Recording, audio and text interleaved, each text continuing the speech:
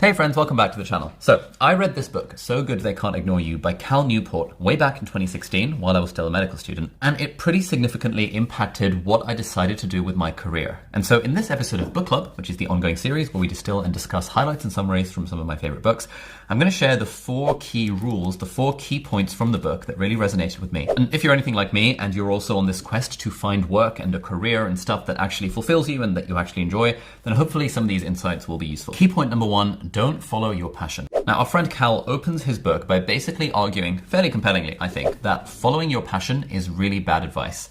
There's this classic thing of like, do what you love and you'll never have to work a day in your life, follow your passion, all of that kind of stuff. But it's not really true. Like, it's not really the way that you find meaningful work that you actually enjoy. He uses the example of a speech that Steve Jobs gave, I think it was like 2005, a famous commencement speech. And the only way to be truly satisfied is to do what you believe is great work. And the only way to do great work is to love what you do. Now, what Cal says is that it's all well and good for Steve Jobs to be like, hey man, you gotta follow your passion, you gotta love what you do, you gotta keep on looking, you gotta not settle.